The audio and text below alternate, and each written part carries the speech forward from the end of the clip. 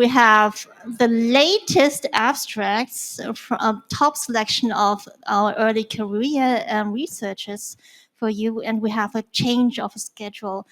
We only have 4 presentations today, so it will be a much shorter session, and I think everybody will be motivated afterwards. Thank you. So I would like to first introduce our first speaker, Zhang, from Southampton. She's a research fellow in biostatistics and epidemiology. And take it away. Do you need this or you? I'm going to use that. Let's see.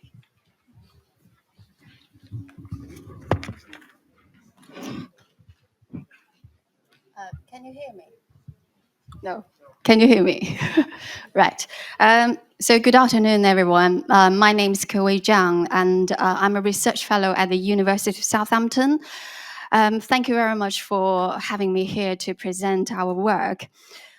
So in the next few minutes, I'm going to share our work that compared the clinician-defined exacerbation and the reduced 4-item version of the expert consensus definition of pulmonary exacerbations in PCD, which is a BEAT-PCD collaboration.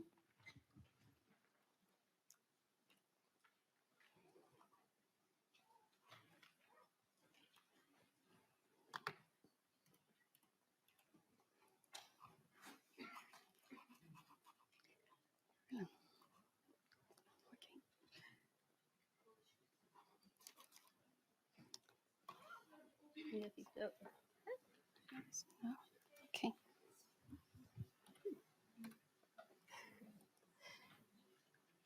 Technical issue. Yeah.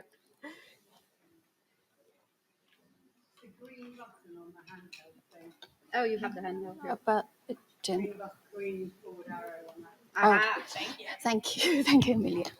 So I would like to first introduce the PRO-PCD. PRO-PCD is a large international cohort initiated by the BEAT-PCD network, based on which we have published 2 papers, including a cross-sectional and longitudinal analysis of the data. So in the study, we collected data from confirmed PCD patients during their clinical visit from 2018 to 2019. The expert consensus definition of a pulmonary exacerbation in children and adults with PCD for use in clinical trials was developed by an international multidisciplinary panel in 2019. The definition requires 3 or more of the following 7 symptoms: the increased cough, change in sputum volume and or sputum color, increased shortness of breath perceived by the patient or parent, decision to start or change antibiotic treatment because of perceived pulmonary symptoms, malaise, tiredness, fatigue or lethargy, new or increased hemoptysis, and temperature higher than 38 degrees Celsius. PRO-WOLF study predates the expert consensus definition, and we didn't collect all 7 items that were specified in the definition. However, we collected the first 4 items in the list.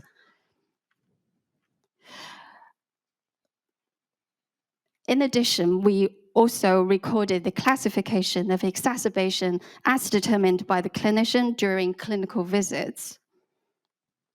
So our aim of the study was to compare the clinician-defined exacerbation with a reduced 4-item definition of the expert consensus using the readily available data from the PRO-WOLF study to evaluate the agreement between the 2.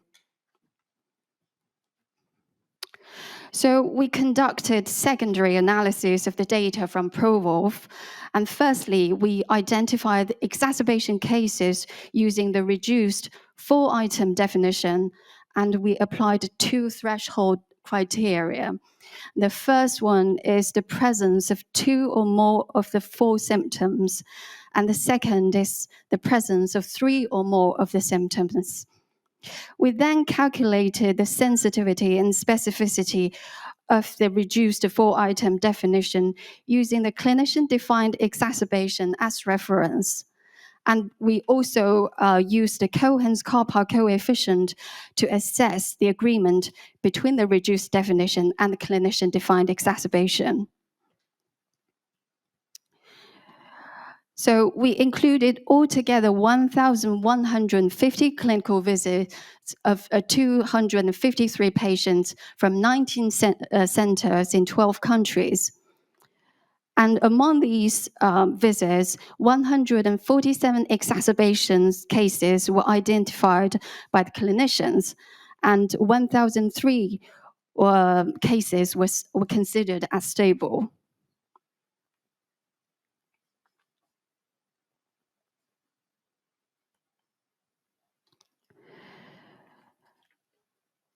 While applying the reduced 4-item definition with the presence of 2 or more of the 4 symptoms, we found 132 cases that were classified as exacerbation by both clinicians and the reduced definition, and 891 cases were classified as stable by both. And using the clinician-defined exacerbation as reference, the reduced definition achieved a high sensitivity of 0.9 and a high specificity of 0.89. The Cohen's-Kappa coefficient was 0.61, which indicates a strong agreement between the two definitions.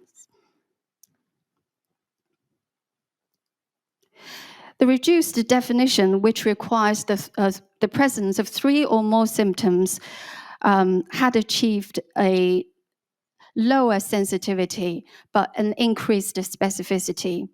And the Cohen's-Kappa also indicated a strong agreement between the two definitions. So our conclusions are, this study shows the reduced 4-item definition accurately identified cases of pulmonary exacerbations in PCD.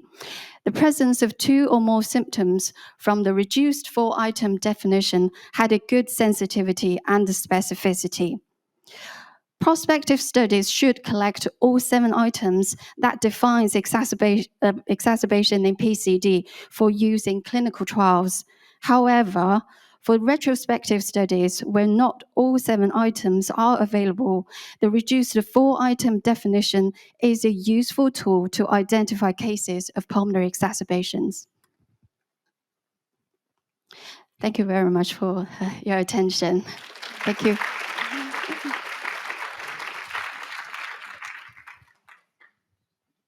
Thank you, QA. The floor is open for any questions. Penelope?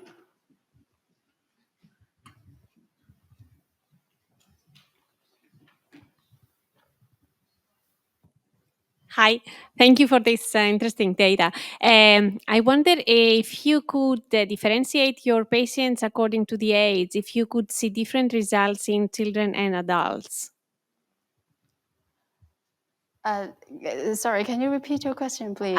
You included both children and adults in your study. So did you see different results between children and adults and the sensitivity and specificity of the 2 items versus 3 items? No, we put them together and just compare the definition of the reduced 4-item and the clinician-defined exacerbation.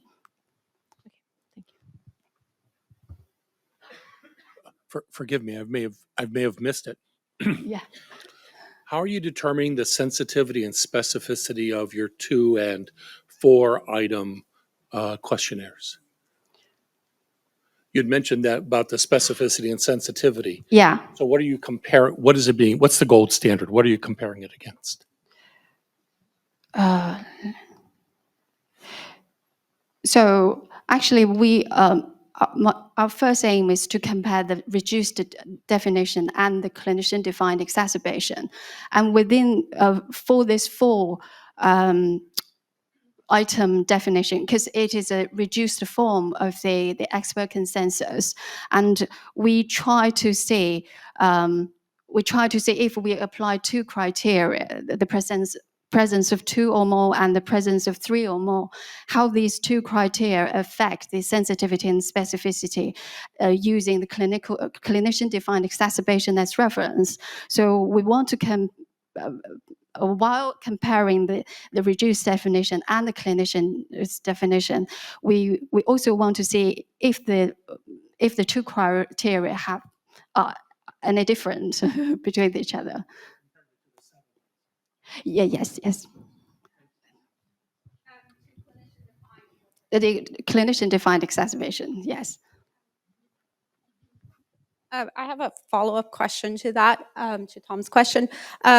With the clinician-defined exacerbation, looking at the 4-item reduced version of the consensus, were any of those 4 more linked to clinician-defined exacerbation? Were any of the 4 items connected to that? And did you look into that? Yes, we did look into that. And so from the 4 items that we found, when we look into the antibiotic treatment chain, starting the antibiotic treatment or the change of the treatment, we found that all the cases that have that treatment were identified by the clinicians as exacerbations. I think clinicians do put on a lot of weight on that antibiotic treatment.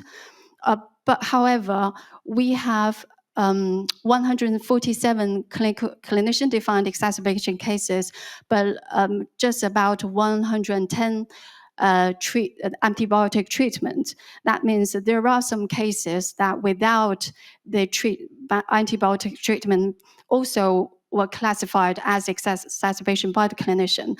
And we think that maybe the clinician, although they think those cases were exacerbated, they were delaying the prescription, or maybe they're waiting for the culture result, or they have their own procedures to deal with that.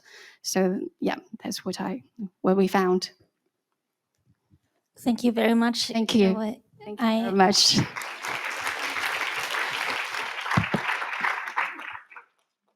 Just a second. I actually have 2 more questions. Sorry. One easy one. The use or the start of antibiotics, was it physician prescribed, or did the family start at home on their own? We didn't record that information in the study. So, yeah. And the last question is, did you do any subgroup analysis stratifying by countries? Did you find any differences by countries, how the physicians use the different items? Right. Yes. So we did have a look into the individual countries, although we didn't do like statistical test to on it, but we did have a look and find that it was the 4-item definition and the and the clinician-defined exacerbation had high agreement in all the countries. So that's what we found. I mean, kind of evenly, the similar level of agreement between countries. Great. Yeah. Thank you very much. Thank you.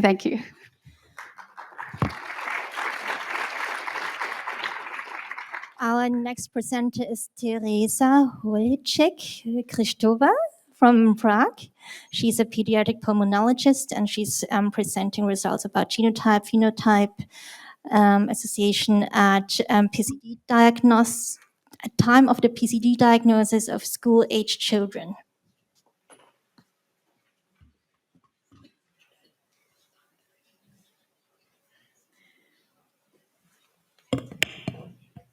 Hello, do you hear me? Yeah. Good afternoon, everyone. My name is Teresa Holeček Krištofová. I am from PCD Center in Prague, from Czech Republic. Thank you for the opportunity to present our work on genotype-phenotype differences at the time of diagnosis in school-age children with primary ciliary dyskinesia. And for an introduction, it's a cross-sectional population-based study, and we collaborated with Slovakia. Our main aim was to describe phenotype characteristics in different PCD genotypes prevalent in Czechia and Slovakia. Our study inclusion criteria were known biallelic PCD causing mutations, so we enrolled only patients with known genetic mutations. We enrolled children in age between 6 to 13 years. And also, these patients were regularly followed up at the PCD center, and they had clinical and lung function data available. And I must say that we didn't exclude any patient from the study due to this third reason. And we studied phenotypic characteristics, symptoms at the diagnosis. For that, we used these diagnostic predictive tools. We used PCD and also clinical index. Anthropometric characteristics, which are represented by BMI Z-score, and lung function represented by spirometry. We tried to describe phenotype characteristics at the time of diagnosis, and we were comparing them between different genotype groups, and we grouped our patients according to anticipated clinical characteristics known from previous literature. And here you can see the table with the groups. The first group is severe mutation group with mutation CCDC39 and CCDC40. The second group is the NH5 group. The third group is SPAG1 group with mutation more prevalent in Czechia and Slovakia. In the fourth group, we enrolled mutations without autostructural defects. And the fifth group are the other mutations which were not enrolled in a more statistical analysis, more precise, but in the whole cohort describe statistics, as you can see there. For our results, this is one half of the results. Our whole cohort had 40 patients. Mean age at diagnosis was 9.5 years. And as I said before, group 5 was not further statistically analyzed for its heterogeneity, but it's in a whole cohort data, which you will see on the next slide. When we were statistically comparing the groups, the group 3, the SPAG1 group, was diagnosed significantly later than the first group, the severe mutation group. They didn't differ in BMI, but they differed in these predictive tools in PCD.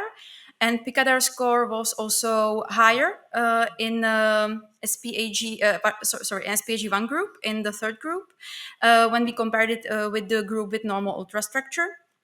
The same results were also for clinical index, which was also higher in SPAG1 group compared with normal ultrastructure group, but clinical index was also higher in the group with severe mutations, which did not statistically went with PCD.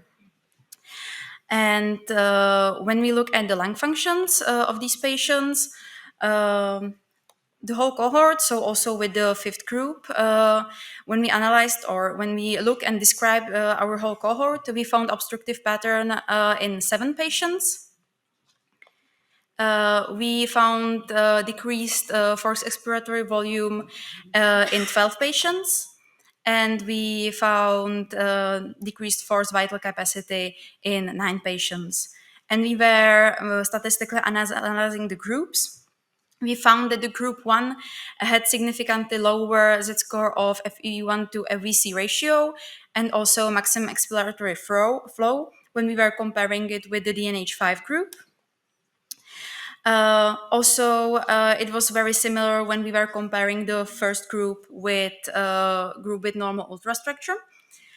And also there was a difference in severe mutation group, which had significant lower MMEF when compared to the group 2, the NH5 group.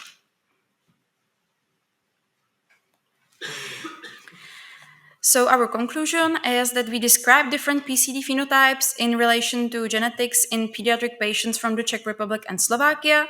And as I said before, and maybe I mention it again, it was at the time of diagnosis, also the lung function and everything. So we try to do it as early as we had a suspicion for PCD. And we found differences in lung function parameters. We also found differences in these diagnostic predictive tools as PICADR and clinical index. And we also find some difference at the age of diagnosis, like statistically significant difference. And we have more data about this cohort. So we are now preparing a manuscript with other interesting clinical data about our cohort. Thank you very much for your attention, and thank to all my colleagues from Czechia and also from Slovakia for collaboration on this project.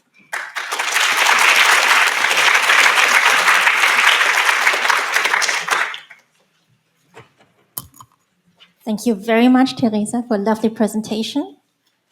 Mathieu has a question. Hi. Yeah. Have you tried to group your patient by TEM instead of genes? Because, for example, you have a DNAF patient that could be grouped with PAG1 since they have the same expected EM. We did not, but maybe we'll do. Thank you for an advice. Any other questions from the audience? I have a question concerning the lung function results. Do you know how many of them were at the time had pulmonary exacerbation? We were trying to go thoroughly through the clinical charts and be sure that it was in a stable phase of their disease. So sometimes we had to postpone the spirometry, and we did it when the child was healthy or what without exacerbation. So all of these should be in the time when patient was clinically stable. So you defined by at the moment, like with no clinical symptoms.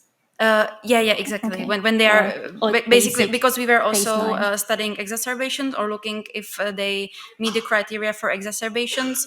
So we may like in the past. So we were looking at the charts. So we were trying to, when we were looking at the data, we were trying to really be sure that at the time of spirometry they were in a clinical stable phase of their disease. Thank you. Any other questions from the audience? No, I have a question as well. Did you happen to look on geographical distribution, where they came from? Were the majority of patients from Prague? You said you have collaboration with Slovakia. What was the percentage that came from it? We were not looking at this. I can tell for 100% that they are not all from Prague, all from and they are not all from like Bratislava in Slovakia. I would say they are like spread throughout the regions, but it's just by the sense that I know some of the patients, and so I don't have it on a paper. Thank you. And no other questions? Thank you very much for your presentation. Thank you.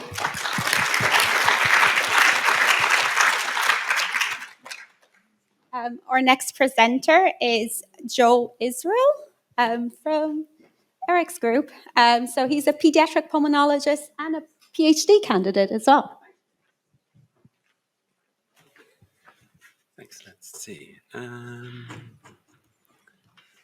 Okay, yeah, it's there. Let's see if I have a clicker with me.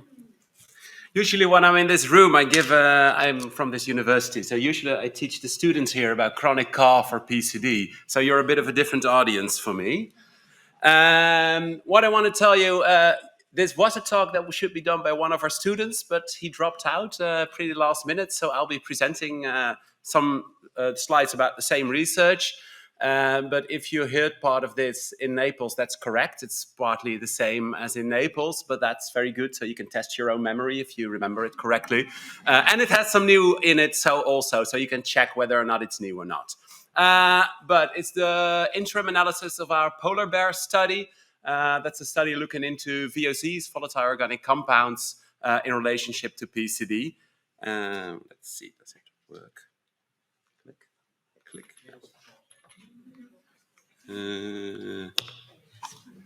this one. Thanks. You need this. That's better. Yeah. Mm-hmm. Does it work already? No, not yet. Yeah, this one works, so no conflicts of interest. Click. So what I'm going to tell you in a nutshell in the next 10 minutes is something about volatile organic compounds, how they can help in clinical care, what's going on in patients with PCD, especially relating to genotype, and what we can do with this data. Volatile organic compounds, VOCs, are very small carbon-based molecules that are in everybody's breath and that can help in detecting certain states of the body. The most famous example is the alcohol test that the police uses if you've been drinking and driving together, but you can use it for a lot of other types of research. There are animals who can smell disease states, who can smell if you have certain bacteria in you.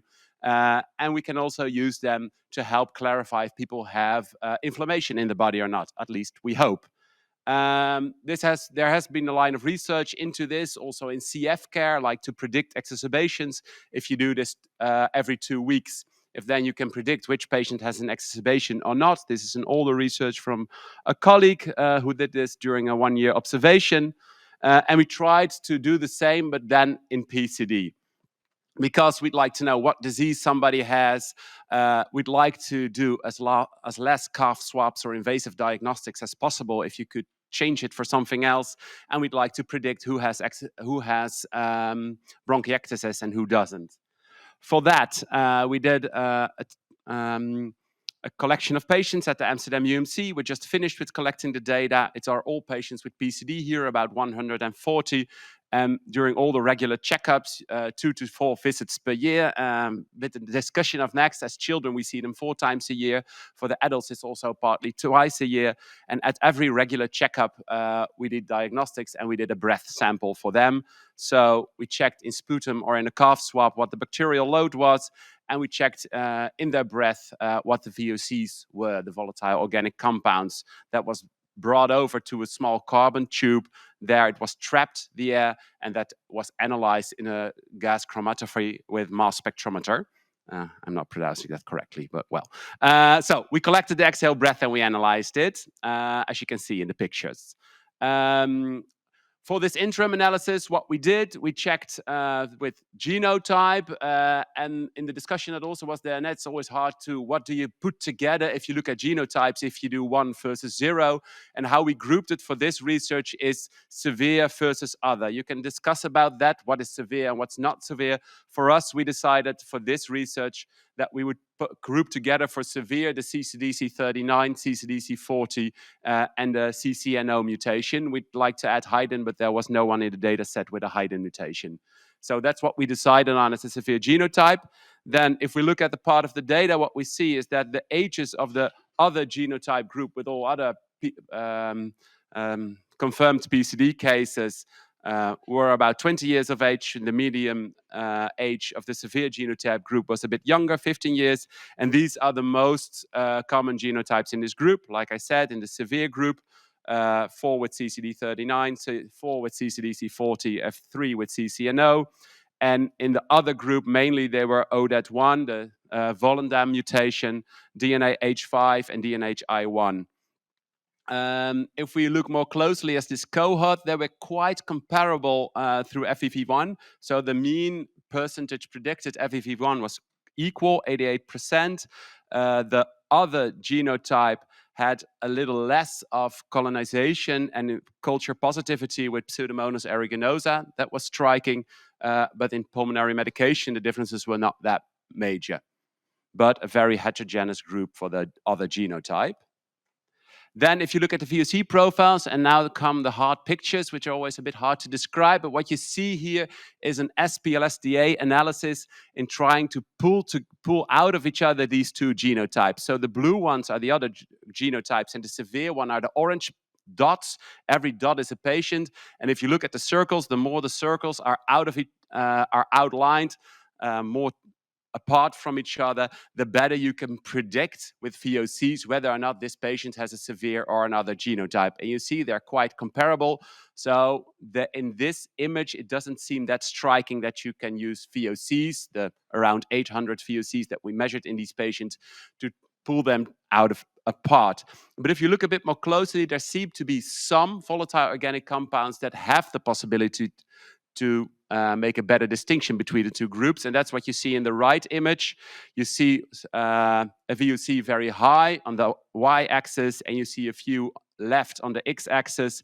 And that are the ones that you say, well, maybe they can help to put together these groups, or put apart these groups. If we look more closely at those, there were 4 most promising candidates for volatile organic compounds, fragments, that seem to work most. You can put together these in an ROC curve, and with that you can make an accuracy and see how well this could help distinguish the patients. And then with the single compounds, you see they have an area under the curve between 0.7, 0.76, which is adequate but not that good. And if you combine them into a model with 4 VOCs, 4 fragments of VOCs, you have an accuracy of around 78%, which is okay, but not fantastic for this type of research. We try to add an extra few candidates who are a bit higher in the list. Then you come with a model of around 7 compounds in exhaled breath, and then you get a bit better results. Then you can pull it up to an accuracy of about 86%. With a positive predictive index of 66 and a negative predictive index of 88%, which are a better numbers. But the problem with these is the more you add to the model, the more bias you introduce, and it's always hard where the compounds come from, because these are compounds that you exhale, but they can be produced by your body in response to inflammatory, but they can also be produced by bacteria or even eaten by bacteria, and then they drop. So it's always hard if it's with a severe genotype, what is the origin of these VOCs? So what we can state with this is that we think that there's a probable effect of genotype group on the volatile organic compounds, that this is a relevant factor in future analysis. So if you do other studies with VOCs, you have to correct for genotype group.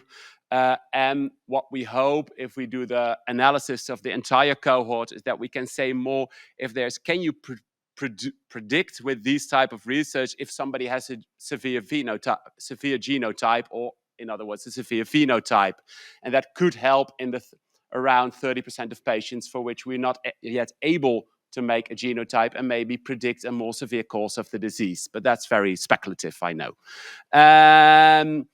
To state, like I said, there are many confounders, like the Pseudomonas, which was more there in the severe genotype group. The discussion is, what do we actually measure? Is it a production of pathogens, or does it say something about inflammation? And like in the previous talks about neutrophilic inflammation, which is probably more there in some forms of PCD. How severe are these severe mutations? We group them together, but there are different mutations sometimes in the same gene. So some might be less severe than others in this group, but we specified as severe. And might there be any effect of residual ciliary function on the air that we breathe? Is the movement of the cilia doing anything to the air? We don't know that. So what's next? We want to finish the data collection was just finished 1 month ago. We aim to analyze the results and have more information on this by January of next year. And if the results are, we'd like to do it in other PCD cohorts to replicate it if we find a good model in this. And the last is that our research team is also developing an e-nose, an electronic nose tool, to measure these compounds, but more with sensor-based arrays, which are more based on profiles. And we're now in the first phase of putting at people's home a shoebox-sized device which can measure this, and trying to see if we up the results of these, if you can measure it on a daily basis and see if you differ from baseline. So that's my talk. Thanks for the research group that I'm part of for this. And then any questions, happy to ask. Thank you very much, Joe. Any questions from the audience? Yes. Maybe I can go there.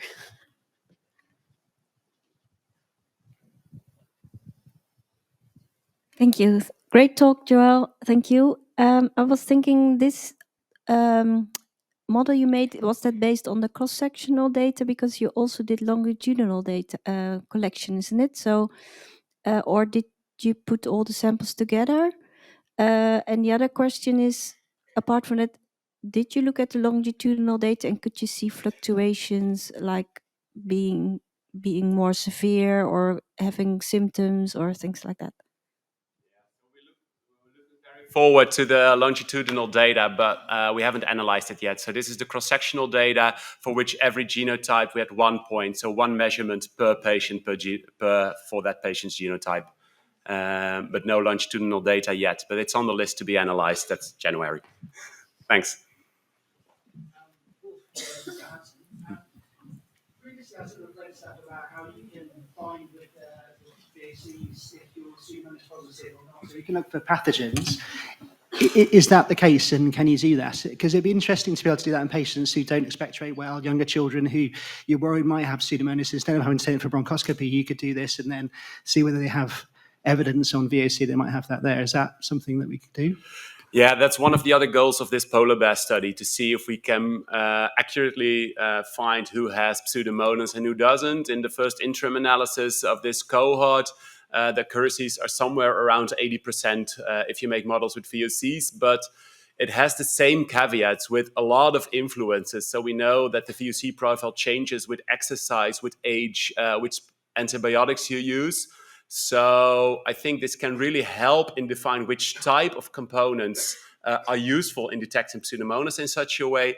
But I believe that the next step is the electronic nose, in which you can create a baseline and say what differs from the baseline. And this is the sign that you just collected pseudomonas, and you can maybe in an early age treat it and eradicate it.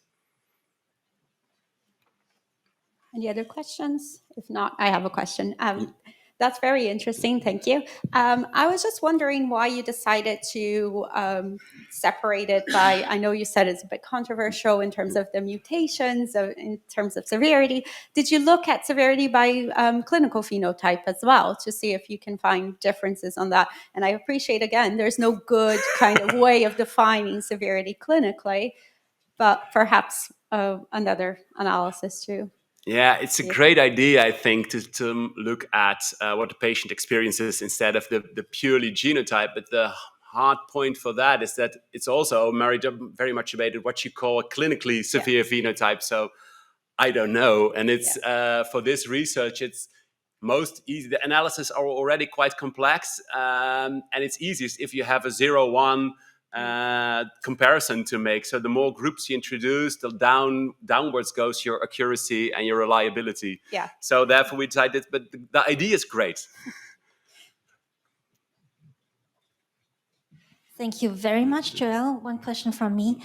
You partly answered this already from the follow-up question about what might be also that you're measuring might be the colonization of the microbiome. So from what I heard, you do have the records of any microbial swabs, right? Yes. And do you also record the last use of antibiotics, or which kind of antibiotics and the duration of it? Yeah, what we collected was the if the patient has a pulmonary exacerbation at the time that we did the measurement, and if the patient was using medication, and because we did a follow-up, we have some knowledge about previous use of antibiotics, but we don't have a record of the last month of antibiotic use. But it's something we could look back to. So I think it's a good idea to maybe add it to the list of things we'd like to collect. Thank you. And one audience question. Perfect. Yes. Hey, Mike Davis from Indiana University. Really fantastic talk, and I like the breath methods that you used here.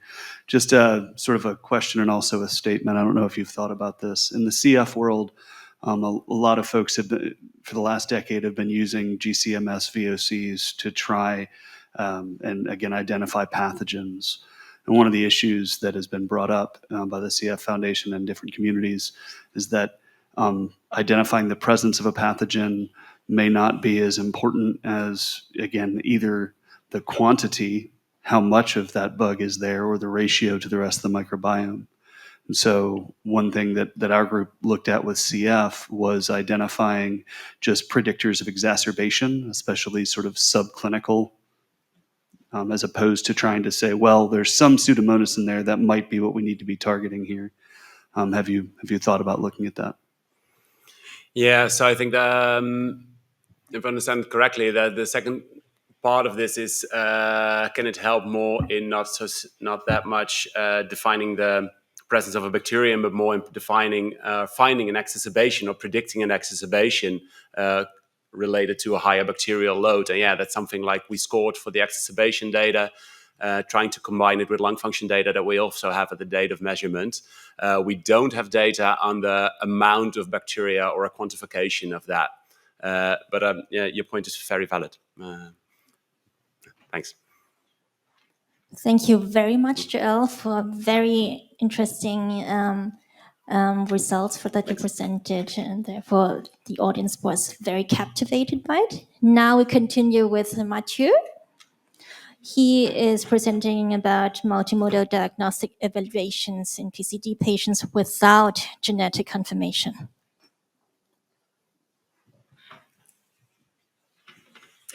Yeah, so basically continuing the discussion we had this morning, and since Amelia just texted me, it's now available online. The link is just on Twitter and LinkedIn, so stop listening to me, go download the PDF if you want more, but the guidelines is now published. So yeah, this work was done by Rhiannon in our lab, that is a diagnostic scientist, and so I'm presenting for her because she was not able to make it today. So obviously, I don't need to convince you that PCD has a wide clinical range, but it's actually quite hard to diagnose. So I'm sorry, I didn't remake my talk in the last hour. So this is the old guidelines. And so we just discussed that a definitive diagnosis come with genetic tests, and then we have a wide range of tests to go with that. But the question is, what happened to the patient we have that have no genetic test? So we look at the cohorts that we have seen between 2018 and 2024. And so out of those 1,700 patients, we have 256 that were diagnosed with PCD using the old ERS guidelines. 232 of those patients actually had genetic testing. And almost 90% of them have confirmed genetic tests at the Brompton, which is slightly higher than the 75% confirmed genetic we usually say. But here we're interested in those 26 that we are quite sure they have PCD, but without genetic. And so if we look into detail, 6 of them were heterozygous. We only find one disease-causing variant. We had 13, so about half of them had some kind of VUSs, and it's probably higher than that because we stopped putting VUSs on the report. And then 6 of them were defined as having nothing. And one had 2 different genes, but only 1 variant per genes. So the idea is to look at the result of those tests. So as we say, low NO for most of the patients, defined by the 77 nanoliter per minute. And so out of the 26 patients, 22 had nasal NO testing done. 4 of them were basically too young to do it. And we see that 18 out of 22 had low NO. So we had 4 patients without low NO. So the message is always, if it's negative test, it doesn't exclude PCD. It's been sent this morning, and I'm saying it now again. And then we'll look at the microscopy technique, so high-speed microscopy, EM and IF. I just showed this slide this morning, so I won't repeat it. And so this is kind of like all the different type of phenotype that we can observe within PCD. And interestingly, 100% of the patient had abnormal cilia function based on high-speed microscopy. We have the obvious one, such as like immotile cilia, weak residual movements. And then we have some of the phenotypes that are usually linked to specific genotype, for example, the hyperkinetics that we usually see in the NH11 patients, despite that, obviously, those patients don't have a genetic confirmation. And when we look at EM, so you have seen that slide before, but we are looking at the missing structure or the misaligned structures that are usually linked with PCD. and we can see that about half of the patient had EM defect, and we can see that a couple actually have class 1 defect, so that would be by itself enough with the new guidelines to be a confirmed PCD diagnosis. But obviously it's interesting that we had almost half of them were without an EM defect, and we can see in the big table that is on the poster, which I invite you to come see, that a lot of them were heterozygous for DNH11 or for IDIN, so kind of expected in a way. And then finally, we have immunofluorescence. So the current panel we use on almost all patients is DNA2, GAS8, and RSPH9. Obviously, we have slightly older or newer antibodies that are used when required, including DNH11 and SPEF2 for DNH11 and IDIN variants. And so when we look at the results, we had 30% of the patients that did not have IF defect, but the rest of them, 70%, were seen with missing protein. And interestingly, we had SPEF2 and DNH11 missing in patients, which obviously would have been missed by EM alone. So if you're very interested in IF, I invite you to come to my poster on Tuesday, because that's what I keep telling you, just come back to my poster on Tuesday.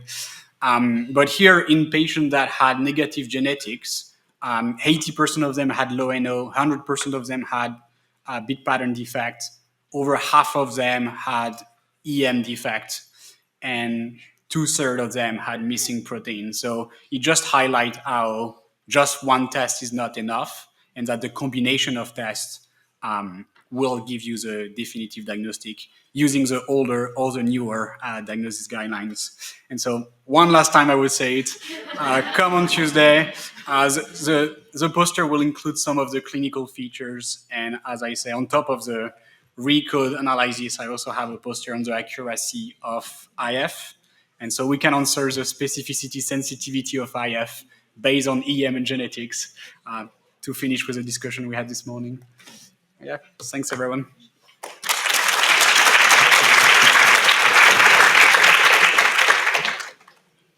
Thank you very much, Mathieu, for another excellent presentation. Any questions from the audience? You just saw coffee on the program after me, that's why. Everyone is just baffled, I guess. I can start. It might be on your poster, but did you look at, you said the combination of the different modalities. Mm-hmm. Did you look at overlap, like what was combined high-speed video and NO, combined IF? It might be in the poster. Yeah, exactly. I mean, that's the problem with like the talk. I didn't have the space to put a massive table, because it just, if I give you a table, it basically is a poster.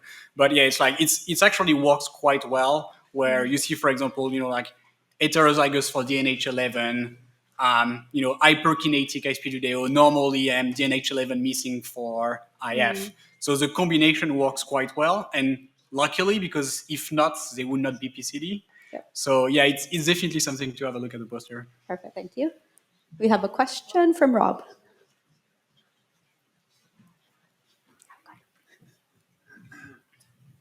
Thanks, Mathieu. That was great. Just read the guidelines, and I noticed that no one really compared the sensitivity or specificity of the combined non-genetic, non-TEM tests. How do you think yours would cope with predicting the PCD positive patients? I mean, I kind of did that for IF, but to be fair, we can talk about it in front of my poster, but like to do the diagnosis, I did genetics or EM, but then if I didn't have a definitive on those two, I still use high-speed microscopy to say that PCD was likely.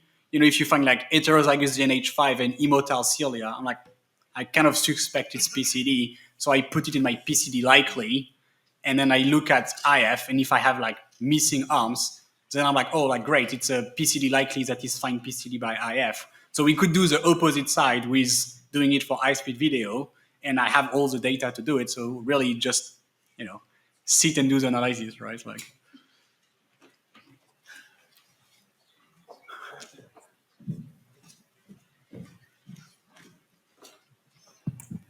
Great talk, Mathieu. I just wanted to ask a question. How about the what was the Picador score for these patients? Yeah, it's unfortunately that's the only stuff that we didn't include. Because we mostly were looking at PCD diagnosis tests one within the lab. So that comparing that, I didn't include that, but I would assume that most of them had a Picador score that triggers them to be seen and referred. Even if we have, a few patients that are referred when the letters say, we don't think it's PCD, this kid has asthma, can you check? But, yeah. Well, I just wanted to say that, the high-speed video microscopy analysis, it's very nice and sensitive way of analyzing what is actually happening in PCD. But then, it would be also very good to have this clinical score kind of way, because sometimes, not all methods are specific or... Yeah. I think this is just a comment. It's just reflecting on what you said, Rob, because you said you used the original guidelines. So high-speed video with abnormal NO and clinical presentation would lead you to highly likely. So I guess on the first line of the original pathway, I'm just thinking is that how you did it? You used the original guideline. I mean, to say they had PCD, I use the MDT results, which obviously follows the guidelines. So indirectly, I followed their guidelines. But here I'm looking at the list of patients that are, Rhiannon actually looked at it. We are looking at patients that are in our list clinic with a PCD diagnosis or PCD highly likely diagnosis. And we look at the test. Obviously, it is when we sit in MDT, we look at everything. And sometimes, the genetic is not there, but everybody's pretty convinced that it's PCD, so we treat that patient at PCD. And did you have post-ALI on all of them? Sorry? And did you have a post-ALI, pre and post-ALI result for the high-speed video on most or all of them? Yeah, not on all of them. I can't say all of them are successful on LI. So some of them will have pre-post, some of them only have pre. But if it's immotile in pre, sometimes we, don't really need, immotile in pre plus TEM, we don't really need to go to the culture. That's already convincing. I have a question, Mathieu. Of course, you're at a center which has any diagnostic tools, or rather spoiled. And and I wanted to ask, did you follow the old diagnostic guideline, or did you, just because you have all the tools, just start right away also with genetics while waiting for it during TEM and HSVA and IF? The way it's done at the Brompton is that high-speed video microscopy is obviously done first, and NO, at the point of the patient show up, you do NO, you do the nasal brushing, you do video. Now, the way the sample go forward is that based on the video, it's sent or not to different tastes. And so usually it's sent to culture, for every patient, we will like to say we do IF, EM, culture, and eventually repeat everything on the culture. It's actually not true, because if it's, very abnormal, we might not repeat it. Not every patient get every test, but most patients get all the tests. Now, with a new diagnostic guideline, then everybody will get genetic also? Everybody that we suspect that have PCD or that we can't really exclude, because we are all right, it's a bit inconclusive, genetic would help, definitely will refer, but I see Debbie over there. I don't think she wants to get 500 or 600 samples a year to screen through all the negative PCD. Only 10% of the patients we've seen, at least in pediatric, are positive for PCD. So that's 90% of no variant found potentially. I don't think we can send all of them to genetics because they won't be able to cope. Thank you. Can I just make a comment that I think the pre-test probability based on the on the symptoms is really important for all of the diagnostic tests, genetics, but everything else. And certainly in the Brompton, we get a lot of referrals that you wouldn't do genetics because the pretest probability isn't especially high. Any other questions? No? Then thank you very much to all presenters. Now, Before Mirona. everyone starts getting out for a coffee break, let's take a group picture. Oh, yeah. Since we are, I think we need to come closer.